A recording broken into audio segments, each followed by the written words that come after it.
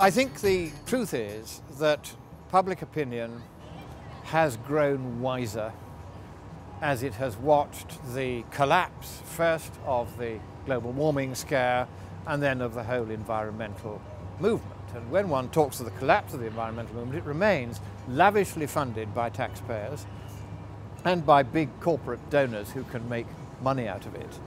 But among ordinary people, environment and the climate are now definitely a no-no.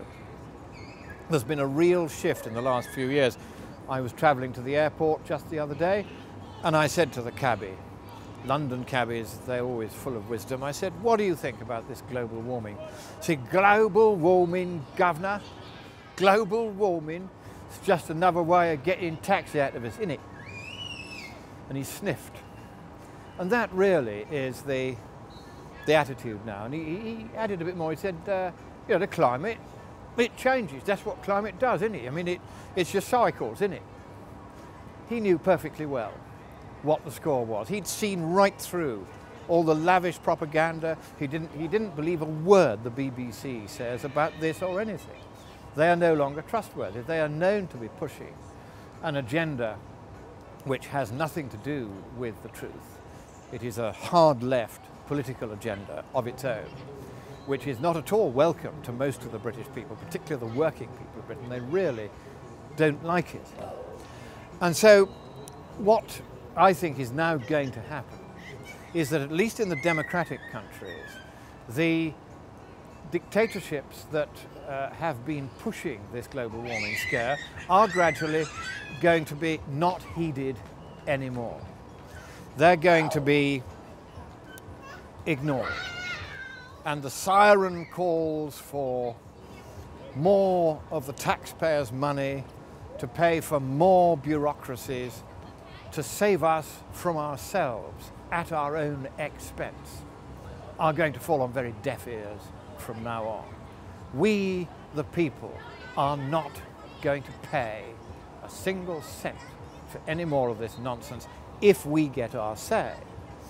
Now, the big problem is that governments increasingly, even in democratic countries, do not listen to the people. The governing class represents its own distinct view, and the people don't really get a look in.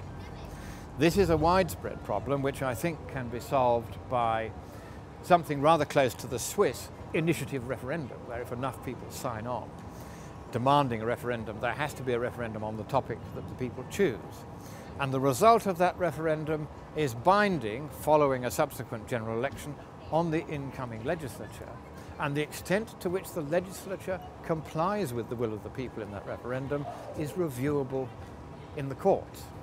So that no longer are parliaments sovereign in the sense that they're independent of the will of the people between general elections. They become subject to the will of the people even between elections, because if the people express their will on a given subject in a referendum and they don't, and the Parliament doesn't carry out their will, the court can say, you haven't done your job, go back and negotiate and do it some more. Otherwise, and if the Parliament tries to ignore the courts, then the government in charge will find itself flung out of office at the next general election. So I think a much greater dose of democracy is going to be necessary so that never again can predatory vested interests, political or business interests, prevail over the general interest in the way that has happened with the climate scare and the environment scare.